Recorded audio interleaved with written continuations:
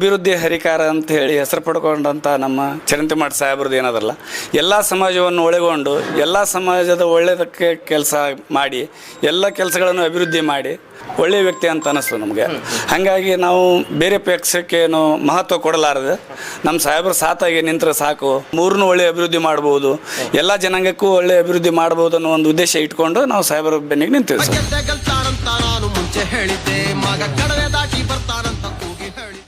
ಅವಾಗಿಂದನೂ social work ಮಾಡ್ತಿದ್ದೆವು. ಯಾವುದೇ ಪಕ್ಷ ಆಗಲಿ ಸಂಘಟನೆ ಆಗಲಿ ಯಾರಿಗಾದರೂ ತೊಂದರೆ ಆದರೆ ಜಾತಿ ಭೇದ ಭಾವ ಬಿಟ್ಟು ನಾವು ಅವರು ಸಾಥ್ ಹೋಗಿ ನಿಂತು ಅದನ್ನೆಲ್ಲ ನೆರವೇರಿಸ್ತಿದ್ವಿ. ಇಲ್ಲ, ಲಾಸ್ಟ್ ಟೈಮ್ ಏನಿತ್ತು ಅನ್ನೋದು ತಮಗೆಲ್ಲ ಗೊತ್ತಿದ್ದು ವಿಷಯನೇ ಇತ್ತು. ಅದು ಎಲ್ಲರೂ ಮೈಂಡ್ ಡೈವರ್ಟ್ ಮಾಡಿದರು. ಆ ಟೈಮಲ್ಲಿ ನಮ್ಮನ್ನು ಕಾಲಾವಕಾಶಗಳನ್ನು ಕೊಟ್ಟಿದ್ದಿಲ್ಲ ಅವರು. ಇವಾಗೆಲ್ಲರೂ ನಮ್ಮ ಜನಾಂಗ ಎಚ್ಚರಿಕೆ ಆಗ್ಯಾರ. ದಿಲೀಪ್ ರಾಠೋಡ್ ಅನ್ನುವಂತಹ ಒಬ್ಬ ವ್ಯಕ್ತಿ ಇದ್ದಾರೆ. ಅವರು ಸಮಾಜಪರ ಕೆಲಸಗಳನ್ನು ಮಾಡಿ ಇವತ್ತು SC ಮೋರ್ಚಾ BJP ಏನಿದೆ ಅದರ ಒಂದು ಕಾರ್ಯದರ್ಶಿಯಾಗಿ ಕೆಲಸವನ್ನು ಮಾಡಲಿಕ್ಕೆ ಇವತ್ತು ನೇಮಕವಾಗಿದ್ದಾರೆ. ಅವ್ರ ಜೊತೆ ನಾವಿದ್ದೇವೆ. ಇವತ್ತು ನಮ್ಮ ಜೊತೆ ದಿಲೀಪ್ ಸರ್ ಇದ್ದಾರೆ, ಅವ್ರನ್ನ ಮಾತಾಡ್ಸೋಣ. ಸರ್, ಮೊದಲು ನಮಸ್ಕಾರ ಸರ್. ಒಂದು ಸಂತೋಷದ ವಿಷಯ, BJPಗೆ ಸುಮಾರು 250ಕ್ಕಿಂತ ಹೆಚ್ಚು ಜನರನ್ನು ಕರಿತಿರ್ತಾ ಇದ್ದೀರಿ ಸರ್. ಸಮಾಜದ ಕೆಲಸಗಳನ್ನು ತಾವು ಅನೇಕ ಕೆಲಸಗಳನ್ನು ಮಾಡಿದಿರಿ, ಗುರುತರವಾಗಿರುವಂತಹ ಜವಾಬ್ದಾರಿ ನಿಮಗಿದೆ ಸರ್. ಏನು ಹೇಳ್ತೀರಿ ಸರ್ ಈ ವಿಷಯದಲ್ಲಿ? ನಮಸ್ಕಾರ, ನಾನು ದಿಲೀಪ್ ರಾಠೋಡ್ ಅಂತ. ಸಮಾಜ ಸೇವೆ ಮಾಡಬೇಕನ್ನೋ ಒಂದು ಮನೋಭಾವನೆಯಿಂದ ನಮಗೆ ಆತಂಕ ಆದಂಥ ಪಕ್ಷದಿಂದ ಬಿಟ್ಟು ಮನನೊಂದಂಥ ಹುಡುಗರಿಗೆಲ್ಲರಿಗೆ ಕರ್ಕೊಂಡು ನಾನೊಂದು ಜವಾಬ್ದಾರಿ ಸ್ಥಾನ ಹೊತ್ಕೊಂಡು ಬರುವಂಥ ಹುಡುಗರಿಗೆ ಏನಾದ್ರು ಒಂದು ಒಳ್ಳೆಯದಾಗಲಿ ಅನ್ನೋ ಉದ್ದೇಶವನ್ನು ಇಟ್ಟುಕೊಂಡು ನಾನು ಒಂದು ಬೇರೆ ಪಕ್ಷಕ್ಕೆ ಅಂತಂದರೆ BJP ಪಕ್ಷಕ್ಕೆ ಸೇರ್ಪಡೆ ಮಾಡಿಸಿ ನಂದು ಕೂಡ ಅದೇ ದಿನದಂದು ಪದಗ್ರಹಣವನ್ನು ಮಾಡ್ಕೊಳ್ಬೇಕಂತ ಅಂದ್ಕೊಂಡಿದ್ದೇನೆ ಸರ್.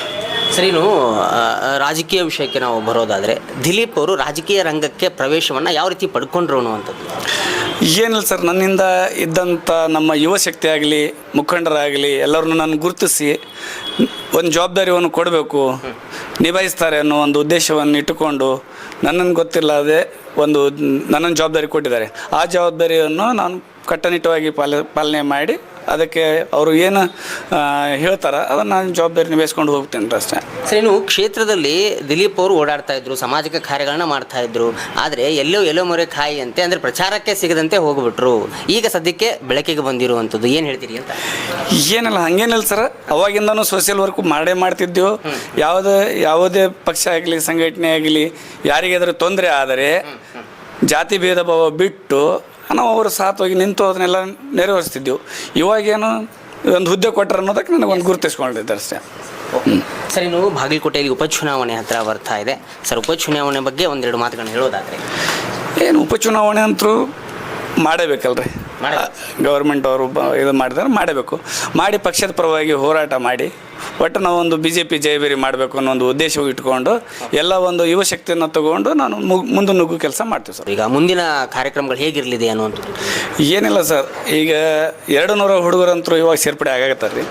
ಆ 200 ಹುಡುಗರಲ್ಲದ ಮತ್ತೆ ಇನ್ನು ಊರು ಅಡ್ಡಾಡಿ ಹಳ್ಳಿ ಅಡ್ಡಾಡಿ ತಾಂಡ ಹಟ್ಟಿಗಳು ಅಡ್ಡಾಡಿ ಎಲ್ಲ ಕಡೆಯಿಂದ ಎಲ್ಲ ಕಾರ್ಯಕರ್ತರನ್ನು ಕರೆಸಿ ಪಕ್ಷಕ್ಕೆ ಸೇರ್ಪಡೆ ಮಾಡಿಸುವಂಥ ವ್ಯವಸ್ಥೆ ಇನ್ನು ಮುಂದಿನ ದಿನಮಾನಗಳೇ ಮಾಡ್ತೀವಿ ರೀ.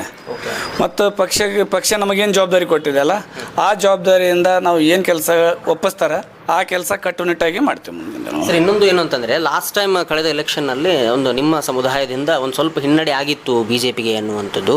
ಅದಕ್ಕೆ ಈ ಸಾರಿ ಇನ್ನೂ ಕೈಯನ್ನು ಬಲಪಡಿಸುವಂತಹ ಕೆಲಸವನ್ನು ಮಾಡ್ತೀರಾ ಹೇಗೆ? ಇಲ್ಲ, ಲಾಸ್ಟ್ ಟೈಮ್ ಏನಿತ್ತು ಅನ್ನೋದು ತಮಗೆಲ್ಲ ಗೊತ್ತಿದ್ದು ವಿಷಯನೇ ಇತ್ತು. ಅದು ಎಲ್ಲರೂ ಮೈಂಡ್ ಡೈವರ್ಟ್ ಮಾಡಿದರು. ಆ ಟೈಮಲ್ಲಿ ನಮ್ಮನ್ನು ಕಾಲಾವಕಾಶಗಳನ್ನು ಕೊಟ್ಟಿದ್ದಿಲ್ಲ ಅವರು. ಇವಾಗೆಲ್ಲರೂ ನಮ್ಮ ಜನಾಂಗ ಎಚ್ಚರಿಕೆ ಆಗ್ಯಾರ. ಎಲ್ಲ ಎಚ್ಚರಿಕೆ ಆಗ್ಯಾರ. ಎಲ್ಲರೂ ಬುದ್ಧಿವಂತರದಾರ, ತಿಳಿದವರು ಅದಾರ. ಅವ್ರ ಮನೆ ತೆರಳಿ ನಾವು ಏನು ಅವ್ರ ಬಗ್ಗೆ ಮನವರಿಕೆ ಮಾಡಬೇಕೆಲ್ಲ ಮಾಡಿ ಸಾಹೇಬರಿಗೆ ಬೆನ್ನೆಲುಬಾಗಿ ನಿಂತು ಅವ್ರು ಏನು ಕೆಲಸವನ್ನು ಕೊಡ್ತಾರೆ ನಾವು ಅದನ್ನು ಪಾಲಿಸ್ಕೊಂಡು ಮುಂದಿನ ದಿನಮಾನಗಳಲ್ಲಿ ಒಳ್ಳೆಯ ಎಲ್ಲ ಯುವಕರಿಗೆ ಕೆಲಸ ಸಿಗುವಂಥದ್ದು ಆಗತ್ತಂತಂದ್ರೆ ನಾವು ಎಲ್ಲ ತಂಡದಿಂದ ಮಂದಿ ಕರೆಸಿ ಮುಂದಿನ ನಿರ್ಮಾಣ ಒಳ್ಳೇದು ಮಾಡ್ತೀವಿ ಅಷ್ಟೇ. ದಿಲೀಪ್ ಸರ್, ಈಗ ತಾವು BJPಗೆ ಸೇರ್ಪಡೆ ಆಗಿರುವಂಥದ್ದು. ಈಗ ಬಾಗಲಕೋಟೆಯಲ್ಲಿ ಅಂದೆ ಈ ಕರ್ನಾಟಕದಲ್ಲಿ ಅನೇಕ ಪಕ್ಷಗಳಿದೆ. ಸೊ ಅದರಲ್ಲೂ BJPಗೇ ಸೇರಬೇಕು ಅನ್ನುವಂಥದ್ದು ಯಾಕೆ ಬಂತು ಅಂತ?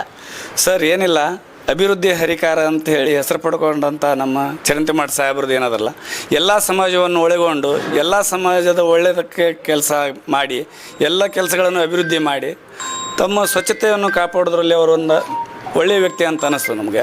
ಹಾಗಾಗಿ ನಾವು ಬೇರೆ ಪಕ್ಷಕ್ಕೇನು ಮಹತ್ವ ಕೊಡಲಾರದೆ ನಮ್ಮ ಸಾಹೇಬ್ರ ಸಾತಾಗಿ ನಿಂತರೆ ಸಾಕು, ಇವರು ನಮ್ಮನ್ನು ಒಳ್ಳೆಯ ಅಭಿವೃದ್ಧಿ ಮಾಡ್ಬೋದು, ನಮ್ಮ ಊರನ್ನು ಒಳ್ಳೆಯ ಅಭಿವೃದ್ಧಿ ಮಾಡ್ಬೋದು, ಎಲ್ಲ ಜನಾಂಗಕ್ಕೂ ಒಳ್ಳೆಯ ಅಭಿವೃದ್ಧಿ ಮಾಡ್ಬೋದು ಅನ್ನೋ ಒಂದು ಉದ್ದೇಶ ಇಟ್ಕೊಂಡು ನಾವು ಸಾಹೇಬರ ಬೆನ್ನಿಗೆ ನಿಂತೀವಿ ಸರ್. ಇದಿಷ್ಟು ದಿಲೀಪ್ ರಾಠೋಡ್ ಅವರ ಮಾತುಗಳಾಗಿತ್ತು. ಅಭಿವೃದ್ಧಿ ಅಂದರೆ ಚರಂತಿ ಮಠರು. ಹಾಗೆ BJP ಈ ಸರಿ ಬಾಗಲಕೋಟೆ ಮತಕ್ಷೇತ್ರದಲ್ಲಿ ತನ್ನ ಒಂದು ಜಯವೇರಿಯನ್ನು ಬಾರಿಸುತ್ತೆ. ಇಲ್ಲಿ ಮುಖ್ಯವಾಗಿರುವಂಥದ್ದು ಅನುಕಂಪ ಅಲ್ಲ, ಅಭಿವೃದ್ಧಿ ಅನ್ನುವಂಥದ್ದು ದಿಲೀಪ್ ಅವರ ಒಂದು ಅಭಿಪ್ರಾಯ. ಹಾಗೆ ಇನ್ನೋರ್ವ ಸಮಾಜ ಸೇವಕರಾಗಿರುವಂತಹ ಅಡಿಬಾಬು ಅವರು ನಮ್ಮ ಜೊತೆ ಇದ್ದಾರೆ, ಅವ್ರನ್ನ ಮಾತಾಡಿಸ್ತೋಗೋಣ. ಸರ್, ಈಗ ನಿಜಕ್ಕೂ ಯುವಕರು ರಾಜಕೀಯಕ್ಕೆ ಬರಬೇಕು, ಹಾಗೆ ಸಂಘಟನೆ ಬಲಗೊಳ್ಳಬೇಕು, BJPಯಲ್ಲಿ ಒಂದು ಶಕ್ತಿಯಾಗಿ ಹೊರಹೊಮ್ಮಬೇಕು ಅನ್ನುವಂತಹ ದೃಷ್ಟಿಯಲ್ಲಿ ಇವತ್ತು ದಿಲೀಪ್ ರಾಠೋಡ್ ಅವರು ರಾಜಕೀಯ ಕಣಕ್ಕೆ ಇಳಿದಿರುವಂಥದ್ದು ಅಥವಾ ಸಂಘಟನೆಗೆ ಇಳಿದಿರುವಂಥದ್ದು. ಸರ್, ಏನು ಹೇಳ್ತೀರಿ ಅನ್ನುವಂಥದ್ದು? ಸರ್ ನಮಸ್ಕಾರ, ನನ್ನ ಹೆಸರು ಅಡಿಬಾಬು ಅಂತ. ಇಲ್ಲಿ ನಾನು ರಾಜಕೀಯಕ್ಕಿಂತ ಈ BJP ಕಾಂಗ್ರೆಸ್ ಅನ್ನೋದಕ್ಕಿಂತ ಹೆಚ್ಚಾಗಿ ನಮ್ಮ ಒಬ್ಬ ಆತ್ಮೀಯ ಸ್ನೇಹಿತರು ಮತ್ತು ಅದ್ರ ಜೊತೆಗೆ ಸಾಕಷ್ಟು ಜನರಿಗೆ, ಬಡ ಜನರಿಗೆ ಎಷ್ಟೋ ನಾನು ಹಾಸ್ಪಿಟ್ಲ್ಗಳಲ್ಲಿ ನೋಡಿದೆ, ಬೇರೆ ಬೇರೆ ಕೆಲಸಕ್ಕೆ ಹೋದಾಗ ದಿಲೀಪ್ ಅವರು ಪಾಪ ಪ್ರಾಬ್ಲಮ್ ಇದೆ ನೋಡ್ರಿ ಅಂತಂದರೆ ಅವ್ರ ಜೇಬಲ್ಲಿ ಎಷ್ಟು ದುಡ್ಡು ಇರುತ್ತೋ ಅವ್ರಿಗೆ ಕೊಟ್ಟು ಆ ಸಮಯದಲ್ಲಿ ಅವರಿಗೆ ಸಹಾಯ ನೀಡಿ, ಅದರ ಜೊತೆಗೆ ಎಷ್ಟೋ ಸ್ಕೂಲ್ ಮಕ್ಕಳುಗಳಿಗೆ ಕೂಡ ಒಂದು ಎಜುಕೇಷನ್ ಕೊಡಿಸೋ ನಿಟ್ಟಿನಲ್ಲಿ, ಇವತ್ತು ಹಾಸ್ಟೆಲ್ಗಳಾಗಿಲ್ಲ ಅಂದರೆ ಹಾಸ್ಟೆಲ್ಗಳಿಗೆ ಮಕ್ಕಳನ್ನ ಸೇರಿಸೋ ನಿಟ್ಟಿನಲ್ಲಿ, ಹೀಗಾಗಿ ಇವತ್ತು ಅವರ ತಂಡ ಹೆಂಗಿದೆ ಅಂದರೆ ಅವ್ರು ಫಸ್ಟು 1, 2, 3 ಅನ್ನಲಿಲ್ಲ, ಅವ್ರ ಜೊತೆಗೆ 10 ಜನ ಯಾವಾಗಲೂ ಇರ್ತಾಯಿದ್ರು. ಇವಾಗ 10 ಜನ ಅಲ್ಲ, 10,000 ಜನ ಥರ ಇವತ್ತು ಅವರು ಬರೀ ಸ್ಟೂಡೆಂಟ್ಸ್ಗಳಿದ್ದಾರೆ. ಆ ಸ್ಟೂಡೆಂಟ್ಸ್ಗಳು ಇವತ್ತು ಯಾಕೆ ನೆನೆಸ್ತಾರೆ ಅಂದರೆ ಅಭಿವೃದ್ಧಿ ಮಾಡ್ತಾರೆ, ಅವ್ರ ಜೊತೆ ಓಡಾಡಿದರೆ ನಾವು ಒಳ್ಳೆಯ ಒಂದು ದಾರಿ ಹಿಡಿಬೋದು, ಒಳ್ಳೆ ರೀತಿ ಬೆಳವಣಿಗೆ ಆಗ್ಬೋದು ಅನ್ನೋ ನಿಟ್ಟಿನಲ್ಲಿ ಇವತ್ತು ನಮ್ಮ ದಿಲೀಪ್ ಅವ್ರ ಜೊತೆಗೆ ಸಾಕಷ್ಟು ಹುಡುಗರು ಸೇರ್ಪಡೆ ಆಗ್ತಾಯಿದ್ದಾರೆ.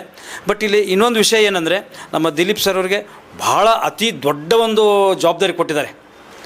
ಬರೀ ಅವರು ಬಂಜಾರ ಸಮಾಜಕ್ಕೆ ಅಷ್ಟೇ ಸೀಮಿತ ಇಲ್ಲ, ನಮ್ಮ ಬಾಗಲಕೋಟೆ ಜಿಲ್ಲೆ ಪ್ರತಿಯೊಂದು ಸಮಾಜದವ್ರ ಜೊತೆಗೆ ಒಂದು ಅಣ್ಣ ತಮ್ಮರಿಗೆ ಹೆಚ್ಚಾಗಿ ಪ್ರತಿಯೊಬ್ಬರು ದಿಲೀಪನ ಬಂದ ಬರ್ರಿ ಮನೆಗೆ ಬರ್ರಿ ಅನ್ನೋ ನಿಟ್ಟಿನಲ್ಲಿ ಅವರು ಇವತ್ತು ಹೆಸರನ್ನು ಮಾಡಿದ್ದಾರೆ. ಅಣ್ಣವ್ರ ಬಗ್ಗೆ ಒಂದು ಹೆಮ್ಮೆಯ ವಿಷಯ.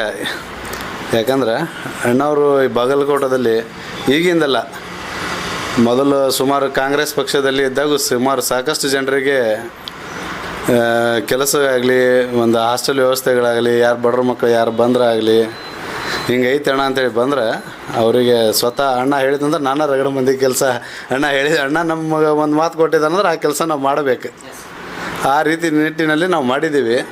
ಮತ್ತು ಕಾಂಗ್ರೆಸ್ಸಲ್ಲಿ ಇದ್ದಾಗೂ ಸಾಕಷ್ಟು ಕೆಲಸಗಳನ್ನು ಮಾಡಿದ್ದಾರೆ ಅವರು. ಆದರೆ ಪಕ್ಷ ಯಾವ ರೀತಿ ಅವ್ರಿಗೆ ಗುರುತಿಸ್ಕೊಳ್ಳಿಲ್ಲ ಗೊತ್ತಿಲ್ಲ. ಯಾಕಂದ್ರೆ ಅಂಥ ವ್ಯಕ್ತಿನ ಅವ್ರು ಕಳ್ಕೊಂಡ್ರು, ಅದು ನಮಗೆ ಭಾಳ ಬೇಸರದ ಸಂಗತಿ. ಎರಡನೇದಾಗಿ ನಮಗೆ ಇಲ್ಲಿ ಪಕ್ಷ ಅಂತ ಬರೋದಕ್ಕಿಂತ ನಮಗೆ ಅಭಿವೃದ್ಧಿ ಭಾಳ ಇಂಪಾರ್ಟೆಂಟ್ ಇದೆ. ಬಾಗಲಕೋಟದಲ್ಲಿ ಅಭಿವೃದ್ಧಿ ಆಗುವಂಥದ್ದು ಈಗ ನೋಡ್ರಿ ಸಿಚುವೇಶನ್ ಹೆಂಗಾಗಿದೆ ಅಂದ್ರೆ ಭಾಳ ಕಷ್ಟ ಐತಿ. ಒಂದು BTD ಹೋದ್ರೆ ಸ್ವತ್ತು ಕೊಡೋಂಗಿಲ್ಲ, ಒಂದು ಆಫೀಸಿಗೆ ಹೋದ್ರೆ ಒಂದು ಕೆಲಸ ಆಗೋದಿಲ್ಲ. ಇಲ್ಲೆಲ್ಲ ಒಳ್ಳೆ ರಸ್ತೆಗಳಿದ್ದು ಸಾಹೇಬ್ರಿದ್ದಾಗ, ಚರಂತಿಮಠ ಸಾಹೇಬ್ರಿದ್ದಾಗ ಇವತ್ತೆಲ್ಲ ರಸ್ತೆಗಳೆಲ್ಲ ಗುಂಡಿ ಬಿದ್ದಾವೆ, ಎಲ್ಲ ತಿಪ್ಪಿಗಳಾಗಿದ್ದಾವೆ. ಎಲ್ಲ ರೊಕ್ಕ ಎಲ್ಲ SC ST ಬರುವಂಥ ರೊಕ್ಕಗಳೆಲ್ಲ ಕೊಳ್ಳೆ ಹೊಡೆದಾರೆ. ಅಂದರೆ ಹಿಂಗಾಗಿ ಯಾವ ಕೆಲಸಗಳು ಆಗುವಂಥ ಲಕ್ಷಣಗಳೇ ಕಾಣ್ತಿಲ್ಲ. ಮನುಷ್ಯಂದು ಏನು ಮಾಡ್ತಾ ಇದ್ದಾರೆ ಅಂದ್ರೆ, ಯಾವ್ದಾರು ಕೆಲಸ ಕೇಳಾಕಂತ ಹೋದಿವಿ ಅಂದ್ರೆ ಮನುಷ್ಯನ ಮೈಂಡ್ ಡೈವರ್ಟ್ ಮಾಡಿಬಿಡ್ತಾ ಇದ್ದಾರೆ ಈ ಪಕ್ಷ. ಯಾಕಂದರೆ ಇದರಲ್ಲಿ ದೊಡ್ಡ ವ್ಯಕ್ತಿಗಳು ಒಳ್ಳೆಯ ಅಭಿವೃದ್ಧಿ ಮಾಡೋವಂಥ ಜನರಿಗೆ ಗುರುತಿಸ್ಕೊಳ್ತಾ ಇಲ್ಲ, ಒಂದು ಜವಾಬ್ದಾರಿ ಕೊಡ್ತಾ ಇಲ್ಲ. ಹೀಗಾಗಿ ಭಾಳ ಬೇಸರಾಗಿ ನಾವು BJP ಪಕ್ಷಕ್ಕೆ ಸುಮಾರು ಒಂದು 500ರಿಂದ 1,000 ಜನ ಬೈಕ್ ರ್ಯಾಲಿ ಮುಖಾಂತರ ಬರುವಂಥ ಜನ ಇದ್ದಾರೆ. ಅದು ಒಂದು ನಾವು ಭಾಳ ಸಕ್ಸಸ್ಫುಲ್ಲಾಗಿ ಮಾಡಬೇಕಂತ ವಿಚಾರ ಮಾಡೀವಿ. ಎಲ್ಲ ಅದಕ್ಕೆ ನಿಮ್ಮ ಪತ್ರಿಕಾ ಮಾಧ್ಯಮವ್ರದ್ದು ಭಾಳ ಸಪೋರ್ಟ್ ಬೇಕು ನಮಗೆ. ಯಾಕಂದ್ರೆ ಪತ್ರಿಕಾ ಮಾಧ್ಯಮ ಮುಂದಿತ್ತಂದ್ರೆ ನಾವು ಏನು ಬೇಕಾದ್ ಮಾಡಲಿಕ್ಕೆ ನಿಮ್ಮ ಸಹಕಾರ ಭಾಳ ದೊಡ್ಡದೈತೆ ನಮಗೆ. ಇವತ್ತು ಅಣ್ಣರು ಗುರುತಿಸ್ಕೊಳ್ಬೇಕಂದ್ರೆ ಕಾರಣನೂ ಪತ್ರಿಕಾ ಮಾಧ್ಯಮದವ್ರದ್ದು ಭಾಳ ಇದೆ. ಯಾಕಂದರೆ ಇದು ಎಲ್ಲ ಗೊತ್ತಿರೋದು ಎಲ್ಲ ಅಭಿವೃದ್ಧಿ ಅಣ್ಣರು ಯಾವ ಪಕ್ಷ ಅದಿರಲಿ ಏನೇ ಇರಲಿ ಅವೆಲ್ಲ ಪಕ್ಷಪಾತ ಬಿಟ್ಟು ರಗಡೆ ಕೆಲಸಗಳನ್ನು ಮಾಡೋದಕ್ಕೆ ಇವತ್ತು ಗುರುತಿಸ್ಕೊಂಡಿದ್ದಾರಂದ್ರೆ ಇವತ್ತು ಎಲ್ಲ ಪತ್ರಿಕಾ ಮಾಧ್ಯಮನೂ. ಹೀಗಾಗಿ ಅವ್ರಿಗೆ ಇನ್ನೂ ಉನ್ನತವಾದ ಹುದ್ದೆ ಸಿಗಲಿ, ಮುಂದಿನ ದಿನಮಾನಗಳು ಇನ್ನೂ ಒಳ್ಳೆ ಬರಲಿ ಅನ್ನೋ ಒಂದು ಆರೈಕೆಯಿಂದ ಬಯಸ್ತೀವಿ ಅಷ್ಟೇ. ನಮಸ್ಕಾರ.